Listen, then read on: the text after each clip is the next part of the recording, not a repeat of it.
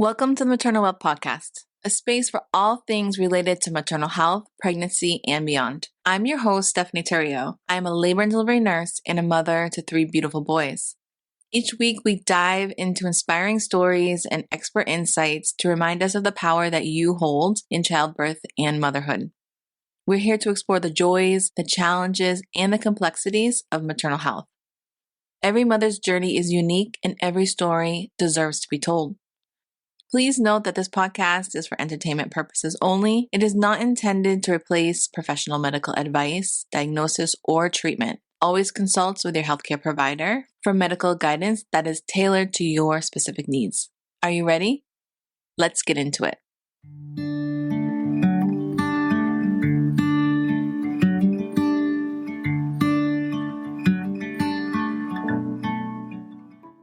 Today we welcome Dr. Lauren Davis. She's a mother of 2 sons, an osteopathic and family medicine physician, an author of 2 books, Thrive Mama, The Ultimate Postpartum Blueprint, and her other book called Nourishing Beginnings, an integrative physician's reference guide for successful lactation. Dr. Davis has a long-standing interest in human anatomy and osteopathic principles, which ultimately led her to become dually board certified in family medicine and osteopathic neuromuscular medicine. She founded Latched, Nourished, and Thriving as a resource for mothers pursuing holistic wellness. As a physician specializing in breastfeeding, she is dedicated to nurturing the maternal journey by enhancing the breastfeeding experience through the perspective of functional medicine. In today's episode, Dr. Davis will share her personal birth stories. Her first birth occurred in a hospital, while her second was an orgasmic home birth assisted by her husband, who is also a physician. Today, I'm excited to chat with Dr. Lauren Davis, and even more thrilled for you all to hear her birth story. Dr. Lauren Davis, welcome to the show. Thank you so much for having me, Stephanie. I'm so glad that you are here. I would love for you to start off in sharing with us about your pursuit into medicine. Sure. So my story into medicine began when I was pretty young. My mom got very ill when I was a teenager and ended up spending over 1.5 years in the hospital. And seeing what she went through and all of the difficulties that she had, I knew I wanted to be in medicine. And the question for me was what I wanted to do. So initially, I started off going into medical training, wanting to be a surgeon. I decided that the surgeon lifestyle was absolutely not for me. And during medical school, I fell in love with osteopathic medicine. So I loved the hands-on care. I had received it in college when I had a rotator cuff injury, and it actually got me back to play without surgery. And that's when I decided that's what I wanted to be able to do. Fast forward to my residency when I was in family medicine and neuromuscular medicine training, and I became a mom for the first time. We had our first son when I was a 3rd-year resident. So for people not familiar with medical residency, you go through college for 4 years, you go through medical school for 4 years, and then you do specialty training. And for me, that was an additional 4 years. So I'm in year 3 out of 4 here, and I was becoming the next chief resident. And for me, I had looked at pregnancy and postpartum care as it should be easy since I was a doctor. That I kind of knew because I was already guiding people, this was going to be a breeze. You know, we just had to figure out what to do with our son. And boy, was I surprised. So when I got to breastfeeding, especially and postpartum, I couldn't believe how tired I was. I couldn't believe how much work it was, how instinctually different it is to breastfeed. And all of that experience led me to pivot my whole career towards breastfeeding medicine. So I found a group called Dr. Milk on Facebook. It's a group now of over 50,000 physician women who are interested in lactation knowledge and passing on breastfeeding to the rest of the physician community to be able to get better breastfeeding care. I have been a moderator of that group since 2019. I've studied to be an IBCLC, and I've now specialized for functional medicine in the postpartum period. Would love to hear about you being pregnant during your residency. As a labor and delivery nurse, I work with many residents on the OB floor. I would love for you to share with us that experience of being pregnant and working as a resident. Sure. So for me, that was easier than being a new mom. When I was pregnant, it was still pretty intense, showing up to floor call, showing up to delivery, showing up to code type situations with a big pregnant belly, trying to CPR and to run codes and to be thinking on the fly was a little bit hard with that early pregnancy mommy brain. But I had such a supportive crew around me that it actually made it easier. So showing up, having people take over what I was doing, having nurses come in and say, I got this, you just stand back, you run the code, you do the things that you're able to do. My team was so fantastic that part was easy. It was actually showing up now postpartum as a new mom where I'm expected to be back to all my regular duties. And my brain was not functioning like it used to at that point. That was the hardest part for me.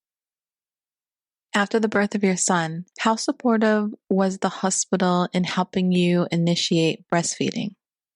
Well, it was easier for me because I was giving birth in my own hospital. So part of what I experienced was that team that really wanted to support me through pregnancy now felt like they could show up in the delivery room to cheer me on. But having people walk in and out every 2 to 3 minutes just to drop by and say, hi, how are you doing? How are you progressing? Really disrupted for me the experience of my birth. I loved the support.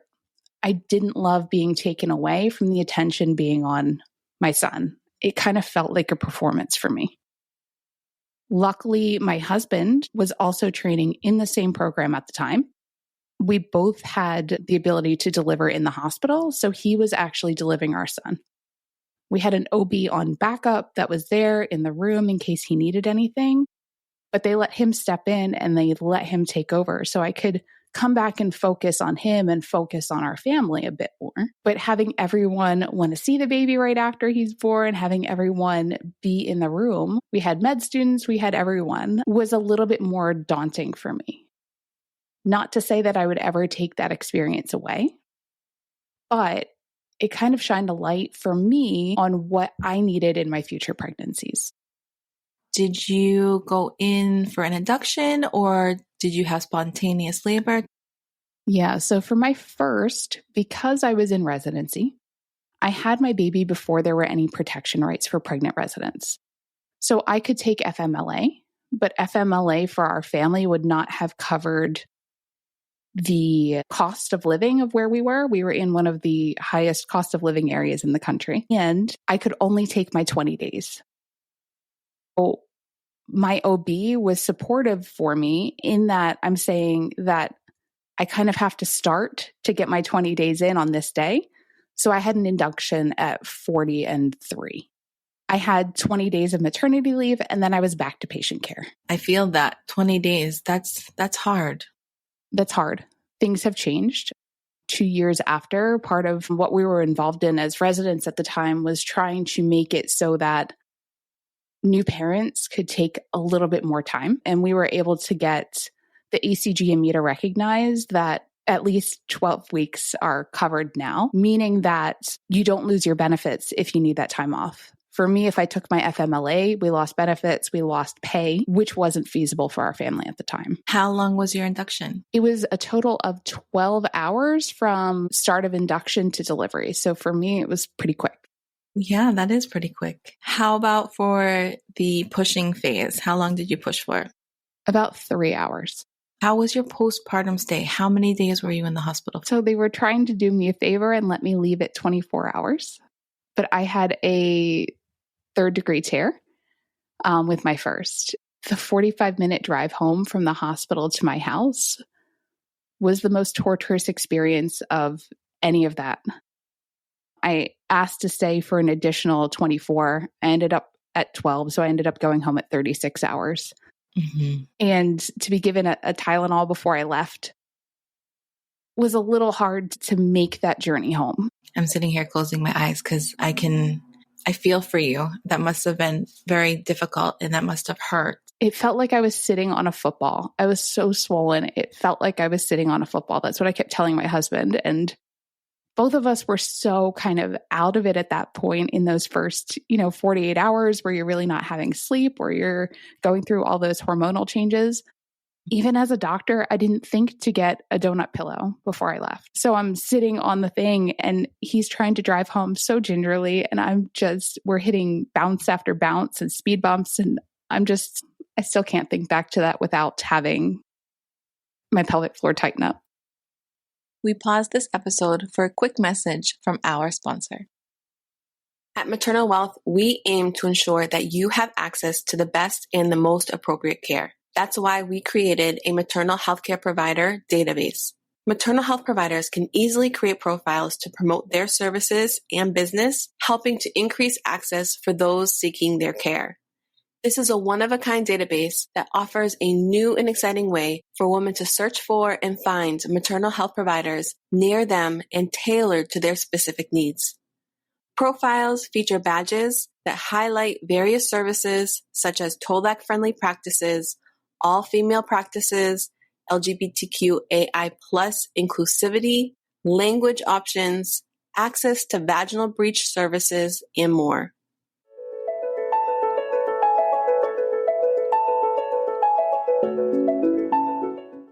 For those who are listening who might not know exactly what a third-degree tear is, do you mind explaining it for them? Sure. So when we grade tears after delivery, we're looking at the layers of the skin and deeper tissues.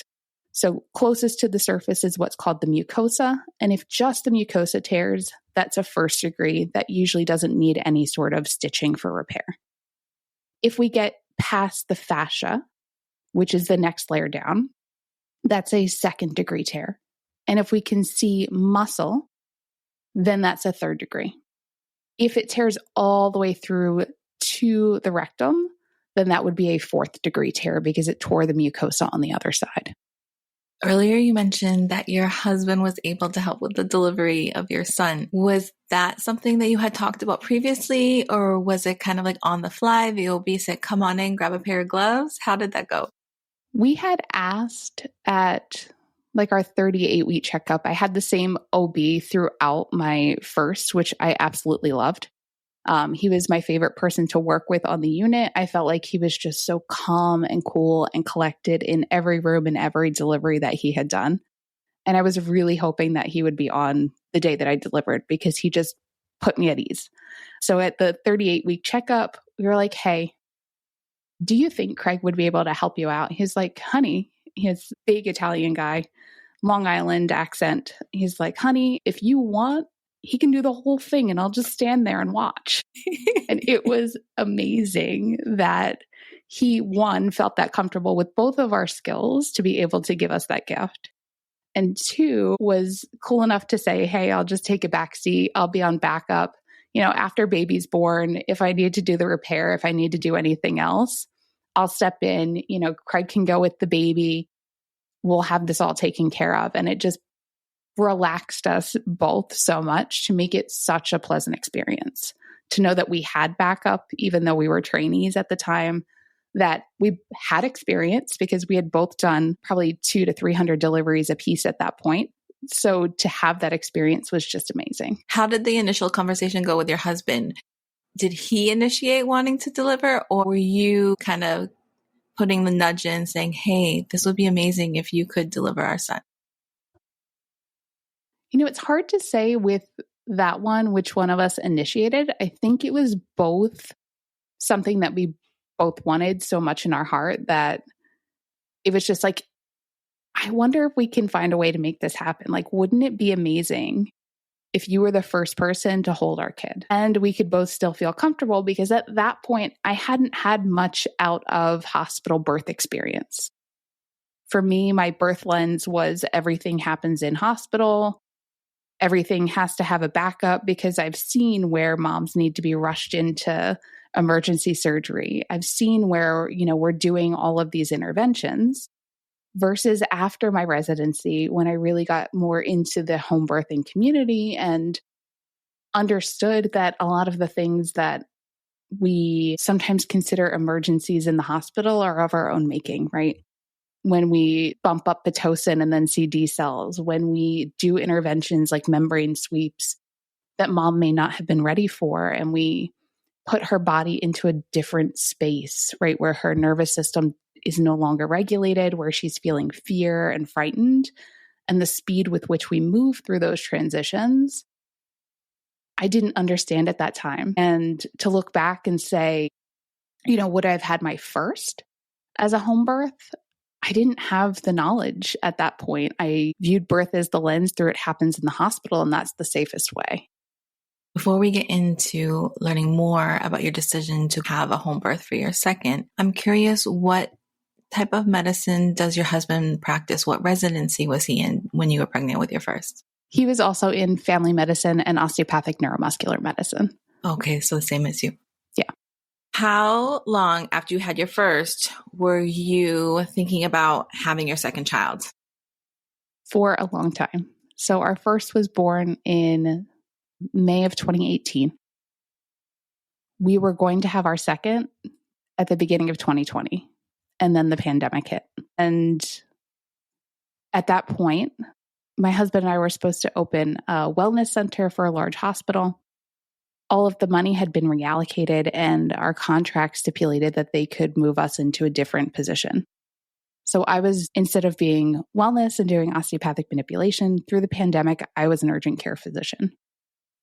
And without us knowing everything that we do about COVID, I wasn't comfortable going to work every day pregnant and seeing every single COVID patient, essentially in the county. So we delayed our second, and we have a 5-year gap between our first and our second because we waited until we were both comfortable to start trying again. When you became pregnant with your second, going back to what you were speaking of earlier in understanding the process in which hospitals treat and induce mothers and laboring patients, where and when did that shift happen for you that maybe this time you are going to have a child at home? So for me, when we decided to open our own private practice, I was doing breastfeeding medicine, I was doing osteopathic manipulation, and I was doing integrative and functional medicine. And I had a lot of new moms come to me after birth to help with their infants for OMM and to help with breastfeeding issues. And what I saw was a large portion of the home birth community actually found me because they were looking for alternative ways to support themselves and their babies after delivery, trying to avoid tongue tie revisions or trying to get their baby to not be as colicky at home with hands-on care. And I was exposed to a whole different population than I had really ever experienced before. I had done a lot of OMT on newborns. Most of that was in hospital and hospital follow-ups. And to get a lot of women in who are telling me these amazing home birth stories and who are giving me all these insightful things about, oh, this is why I didn't want to have birth in the hospital. I wanted, my midwife was really hands off. My body did all the work myself. I felt comfortable. I felt so at ease at home. For me, I think the at ease felt like home because my first birth was with everyone I knew. I knew every person walking in the room. I knew my husband was capable of delivering the baby. I knew that, the person who had taught me to deliver was standing in the room in case anything happened. Not everyone gets to have that experience of an in-hospital birth. When you have other people walking in the room who you don't know. When you have new nurses who you don't trust or you've had shift change, and the person that's been with you for 12 hours while you're crowning is like, hey, I've got to leave. I've got to do my own stuff. I have life outside of work. And you're getting a brand new person there to support you. That can be hard for a lot of women to feel comfortable in that situation. And to hear all of the home birth stories of, nope, my midwife was with me through the whole thing. I had the same provider giving me care the whole time. When I became pregnant with my second, the OB group that I was going to was much different than I had had with my first experience. It was a large, large group. I was seeing a different provider every time. Half of them didn't even know that I was a physician when they came into the room to talk to me. Half of them didn't ask my name when they walked in the door. To then find out that I'm a physician and then ask me questions like, why are you even here then? Was very, very difficult. So we decided that that was not the experience we wanted bringing our child into the world. My husband just said, I'm comfortable delivering. Are you comfortable having him at home? I said, yeah, you know what? I think I am. Because we were so turned off by that system of care, by not knowing the person who was going to be in the delivery room. When you go to a system that has a laborist, a specialist who only does in-hospital deliveries, the person that is taking care of you, you have never met outside of that moment. And to put your trust into that is a big jump for a lot of people. So much of what you are speaking of right now resonates with me. I think about my patients in difficult situations in the hospital. I feel it heavily thinking about my patients who are in situations where they're not comfortable with a new physician, new nurses, the trust isn't there, language barriers. That is a common theme that exists in the hospital setting when it comes to birth. And unfortunately, for the people who are in it, that is their everyday normal, right? It's been normalized for the people inside the system. I work with this doctor every day. But as a patient coming in who's seen the outpatient providers the whole time, you don't know this person at all. You don't know their capabilities. You don't know anything about how they want to support you. You're coming in with a birth plan that may or may not be accepted as okay by that provider, especially if you want something different, right? I think where the divide is coming in is that patients are coming in with these requests, right? And sometimes it's just not feasible in the system we're working in. Sometimes we can meet their needs with a little bit of change and a little bit of work on our part. But there's so much to be done on a labor and delivery unit. There's so many places that everyone is drawn, and most places are understaffed, that extra burden on us as a provider is sometimes seen as the straw that'll break the camel's back, right? As opposed to, this is what's going to make my patient comfortable. This is what's going to make them trust me. This is what's going to make them like their birth experience. I think if we can reframe it for ourselves as providers, it makes a huge difference. We know for a woman's body and her physiology, all mammals have a reflex. When we are fearful, when we don't feel comfortable, what happens is that the cervix begins to close. It's documented in rabbits, it's documented in other mammals that they're actually able to have a baby in the birth canal, be scared by a predator, pull those babies back up into the uterus, move their body to a safe space, and then finish their delivery. Well, can we imagine if we're giving fear signals all along the path? That when we see failure to progress, when we see women who are having high anxiety, that same process may be taking place in their body without us as a provider or without them recognizing it. And for me, that's what I didn't want. I didn't want interventions. I didn't want to have a lot of stuff done. And I knew that if I were at a hospital, I might be talked into it because I didn't want to be the patient who was a problem for the unit, as opposed to being at home, being comfortable in my own space, having my husband who had delivered our first be there, having a Doppler so we can check, being able to move through birth with a completely different experience and sitting in a really safe space so that birth trauma doesn't develop, so that I felt seen, that I felt heard and supported by my husband, by one of my best friends who made the trip here from Greece to be with me. Comparing the two I can see why people want the second experience.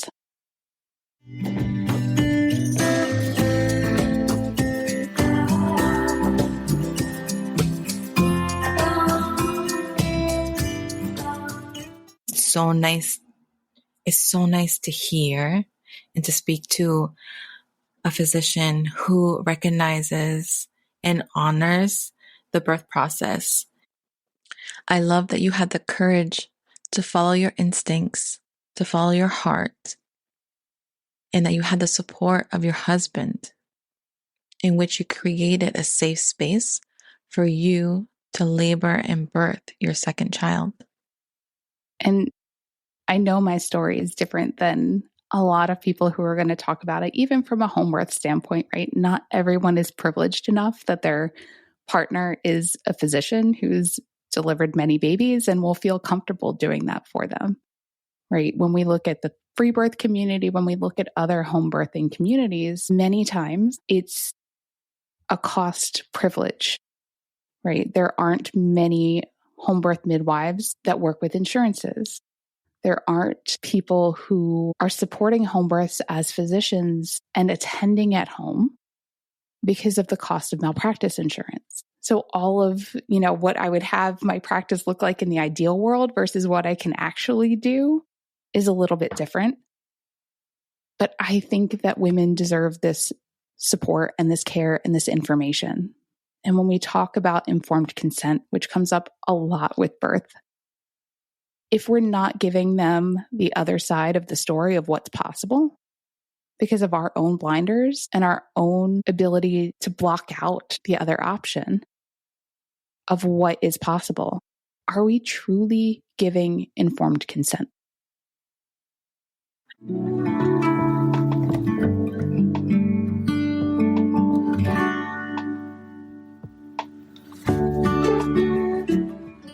I would love to hear about your birth at home.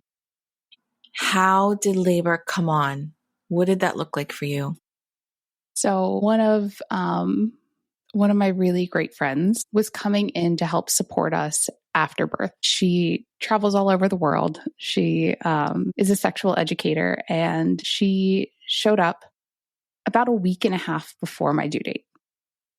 So she and her partner land, they get all settled into our guest room. They're there throughout the day, which for them coming from Greece was really middle of the night. And they're settling into bed around 7 or 8 p.m. My husband and I finally lay down. I fall asleep. I wake up at 11:30 and my water had broke. So my husband goes in. I'm not really having contractions. I'm just kind of hanging out.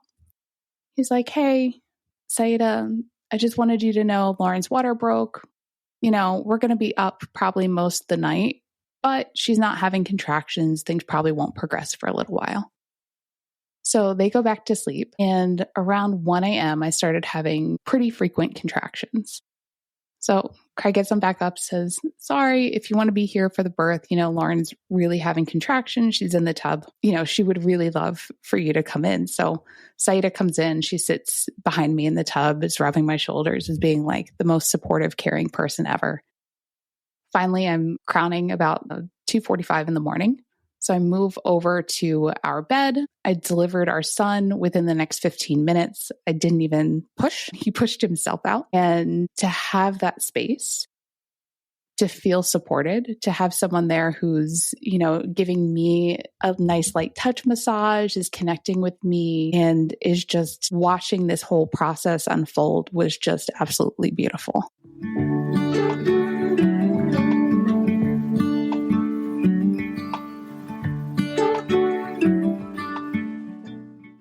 People will say, how is it possible that someone can have an orgasmic birth? From somebody who did experience that, how is it possible? So when we look at orgasm for women can be triggered by our physiology. But if we look at some of my patients that have had spinal cord injuries, they get arousal areas that are on their skin above the level where you can stroke the skin, say of their back, of their shoulder, and they will have an orgasm.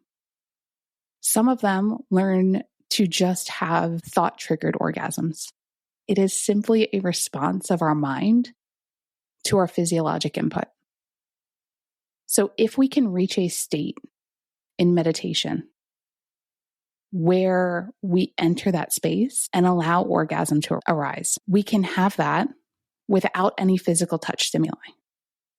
We can enhance it with physical touch, right? When I talk to other women about, the vulva, if penetration were supposed to be the most orgasmic part of intercourse, why are all the nerve endings on the outside at the clitoris? To me, that seems like an innate design where we're supposed to be able to use that pleasure for something else. And if birth is one of the things that is natural, is supposed to have all of the oxytocin release, if it's supposed to have extra pitocin release, that is such an amazing way to access those hormones. So when we look at meditations and we look at reaching things like flow state, the thing that sticks out to me the most is that we get brainwave pattern shifts, and we also get hormone release that includes pitocin and oxytocin. So it's a beautiful way to approach birth through that meditative space, right? And some people will reach that through things like hypnosis, and it's why hypnobirthing is so big, because we can reach that state without having to have a lot of the physical inputs. The immediate postpartum period. Talk to us about, you delivered your son, he's in your arms. How was that for you compared to being in the hospital? It was very different. So we had basically put space heaters in the room, turned the temperature of the room up. My husband puts him on my chest. He's delivering the placenta. Saeed is there with us. She's giving us both love and support. And my son was immediately nursing. So with my first, I felt like I tried to get that to happen. But being a new mom and just taking the breastfeeding classes, I didn't know what a good latch looked like. And even though there was stimulation of the nipple, he wasn't able to get the whole thing in his mouth. I didn't know how to get a deep latch on. So immediately with my second, got him on deep, felt lovely, contractions of the uterus so that it was pushing the placenta out, and just felt so connected to the moment, as opposed to feeling like there are people all around me rushing to do everything else.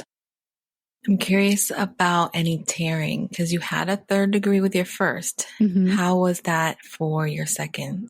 I had a 1st degree right over the space where my 3rd degree was, but it didn't need any repair. My placenta was a little slow to come out, but my husband was able to get it to probably 30, 45 minutes. Mm-hmm. I'm curious, what did you do with your placenta? We did not save it. I lean toward estrogen dominant. So when we look at functional medicine and hormone balance, I lean towards estrogen dominant. And I knew that estrogen dominance as a breastfeeding provider can cause low milk supply. So we didn't do any estrogen or any encapsulation because I didn't want the extra estrogens, because I had experienced a low milk supply the first time.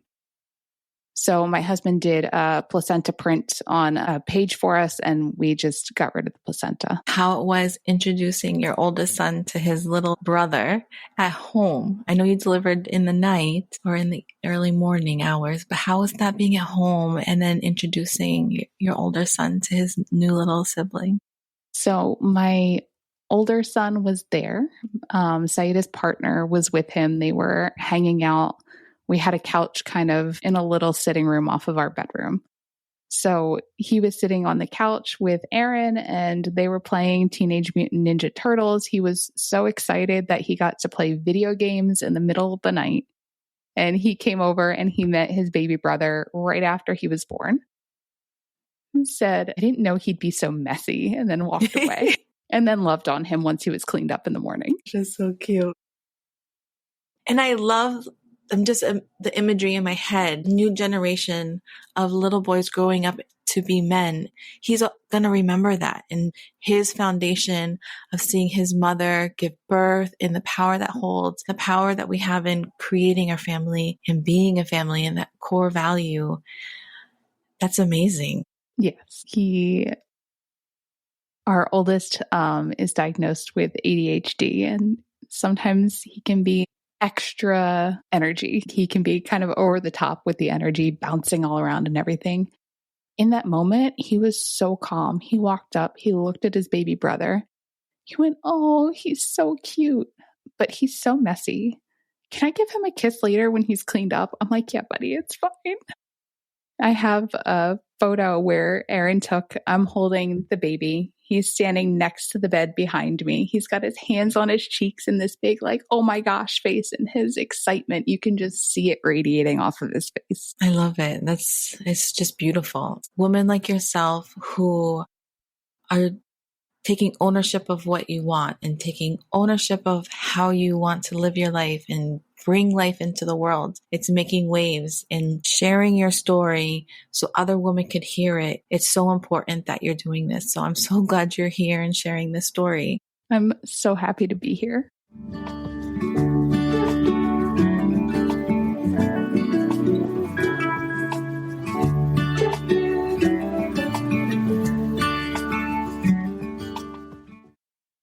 You're a physician, and from my experience of working with physicians, obstetricians, home birth is a difficult topic to talk about. Mm-hmm. And I'm curious, in your community, with your colleagues who are also physicians, how is it received that you are making a decision to have a home birth?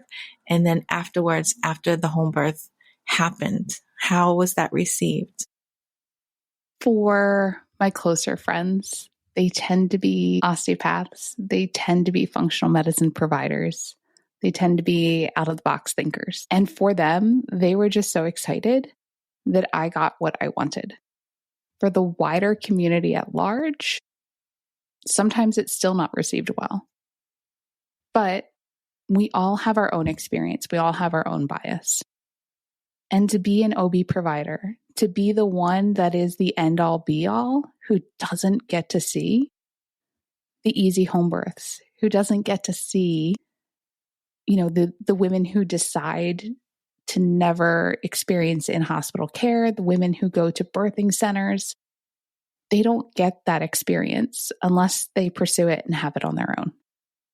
So I can't fault them for being afraid for me. But what I remember is that I don't have to take on someone else's fear and make it my own. If I'm not afraid, if I'm reassured by the fact that my home is 15 minutes from the closest hospital, that hospital has a NICU. If anything were to happen, I know how to support. My husband knows how to support. We had people here. We had the tools at home with us to bridge that 15-minute gap should anything happen. Mm-hmm. That is within my comfort zone. And I can't ask someone else to accept my risk tolerance. What I can ask for them is that they respect my choice, right? I can't ask them to agree with it, but I can say, this was my choice. This was how I wanted my experience to go. Can you find that happiness for me, that everything worked out well? And most of them can do that. I love our listeners to learn more about Latched, Nourished, and Thriving. How did you come up with this idea, and how is it supporting moms who are pursuing more of a holistic wellness for themselves and their families? Yeah, so after my experience was that I had a harder time recovering than I could have ever thought possible. So in my background, my history, I have a history of celiac disease, an autoimmune condition. And what I experienced was flares of things that felt like my celiac, even though I knew I was still gluten-free. What I experienced was a lot of gut issues and brain fog, fatigue, all of these things that I knew had to have an underlying cause. So I spent kind of 4 or 5 years diving into the research, looking at what women need for nutrition, what's happening in the body during pregnancy that changes our physiology, changes our metabolism, changes our gene expression. And what I discovered were a few things. So the first is that breastfeeding women need almost double the amount of protein as their baseline. So if we put women back on the same diet and food plan that they had, or worse, if we restrict trying to bounce back, we end up at a protein deficiency. And what do we know about protein deficiency? It leads to thin skin, hair loss, fatigue, brittle nails, brain fog, muscle wasting, bone loss, all the things that we attribute to normal postpartum experience. The second was that all women actually end up having leakiness of their gut during pregnancy. It's how our breast microbiome develops. So during the 3rd trimester, we get opening of those cell walls. We get bacteria that are passed through our lymphatic channels to get to the breast from our gut. And that's how we make our breast microbiome. Well, if we don't repair, if we have these traumatic experiences, if we have high cortisol, which is a normal part of pregnancy, all of it leads to prolonged leaky gut. So why are we seeing autoimmune conditions? Why are we seeing more women feel fatigued after birth? Well, it's because we're not addressing the gut and we're not healing it in a way that most cultures instinctively do. Right? So bone broth and well-cooked foods and lots of micronutrients are a big part of traditional cultures. Yet it's not something we really practice here in the US. So how do we nourish the body in a way that repairs the gut, in a way that actually meets all the body's needs? How do we look at things that interfere in this process, like endocrine disrupting chemicals and microplastics that are now everywhere in our environment? And how do we prioritize keeping our health during a time where our focus is on someone else? And what I came up with were kind of 3 main things. 1, nutrition. We nourish mama right. The second is we rebalance hormones and we detox in a way that's safe for us and baby. And that's called our Detox Mama program. And third, we do it in a community of women who are focusing on this together.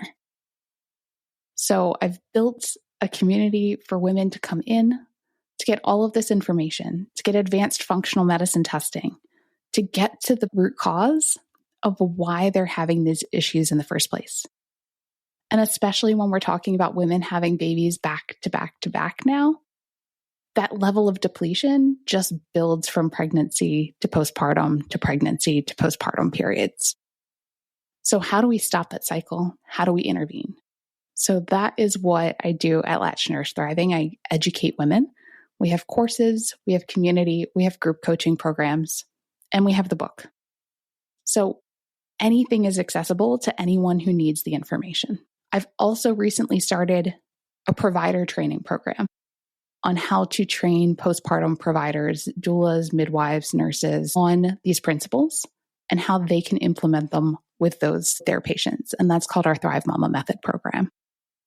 My perspective as a labor and delivery nurse, I do see a lot of thinking about my patients, and I'm seeing a lot of women who are having the hormonal and endocrine complications presenting in their thyroid. Is that also something you are seeing with? Yes. So we know the postpartum period. 90% of women are going to have intrusive thoughts.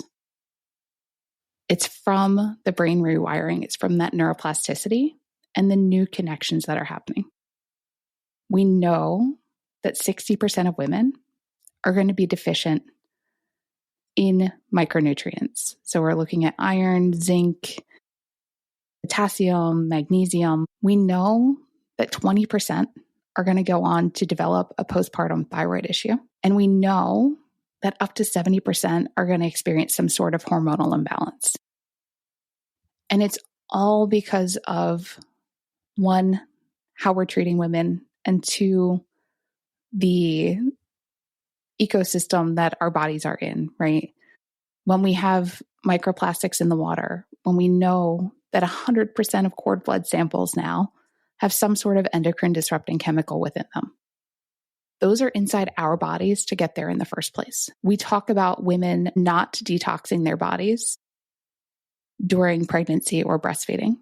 But again, if we have these cycles where we're back to back to back, how long do we wait to prioritize our own health? So I found a way for women to be able to detox safely while still breastfeeding. A lot of it depends on our gut, right? Our gut is what we call phase 3 of our detox process. And if we're not revamping and sealing and healing the gut, we're not going to be able to effectively remove things from our body. Well, what do we know about toxins inside a woman's body? Is that they're fat soluble. And what is one of the biggest things that we're mobilizing fat for postpartum? It's our breast milk. We're going to concentrate those things in breast milk if we don't figure out a way to remove them from our body. So is that a reason why we're seeing more protein intolerances than ever? Is it a reason why we're seeing more eczema in infants than ever? I think so. We don't have the research to back it up yet, but I know when I work with people and we get a mom's gut working well, most of the time, the things that they're having and seeing in their babies go away. So when we prioritize our own health as moms, we then have the ability to pass on that health to our infants. And we know from all of the studies that a number one predictor of a baby's future health is their mother's happiness. I know for me, when I'm not feeling well, I get cranky. I'm not happy. I'm not the mom I want to show up to be as. When I'm inflamed, right? When my gut is off, when I've had gluten on accident at a restaurant out for 2 or 3 days, I don't feel like me. That was most of my experience my first 6 months postpartum with my first.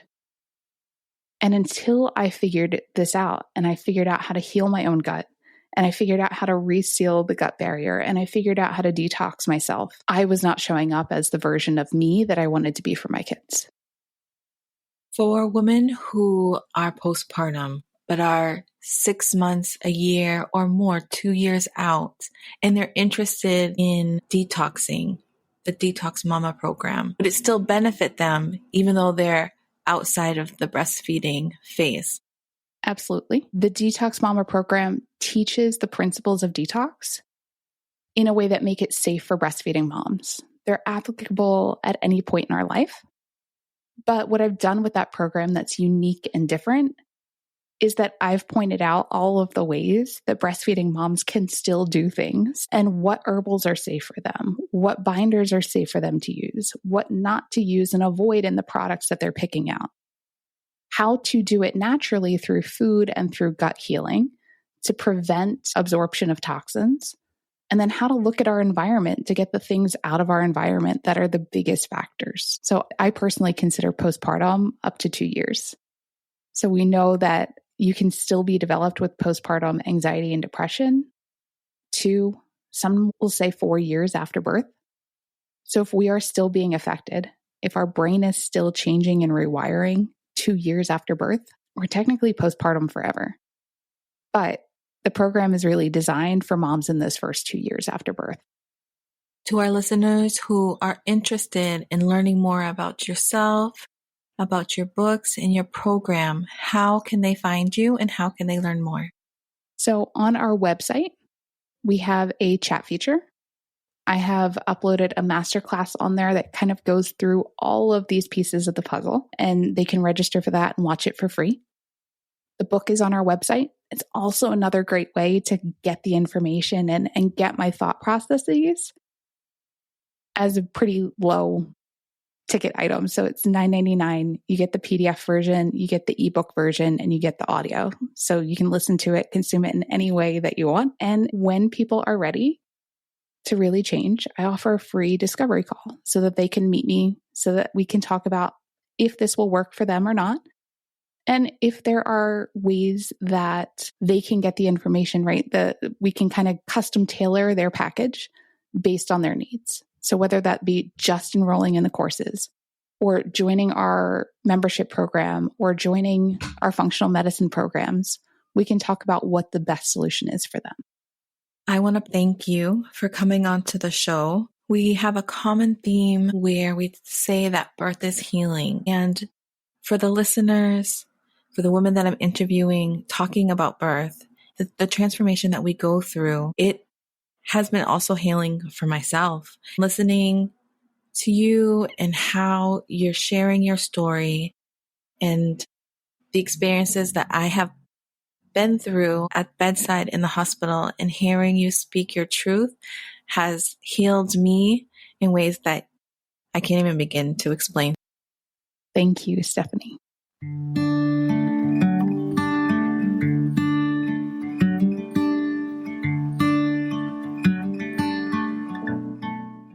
Hey there, amazing listeners. If you love what we do and want to see our podcast grow, we need your help. By making a donation, you'll be supporting us and bringing you even more great content. I truly believe creating this space for women all across the globe to share their story will allow us to collectively heal, grow, and become more empowered in the space that we deserve to be.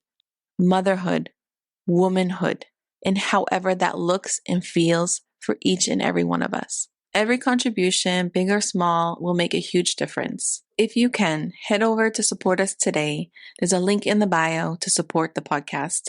From the bottom of my heart, thank you for being a part of this journey. Thank you for listening. Be sure to check out our social media. All links are provided in the episode description. We're excited to have you here. Please give us a follow. If you or someone you know would like to be a guest on the show, reach out to us via email at info@maternalwealth.com. And remember, stay healthy, embrace your power, and you got this.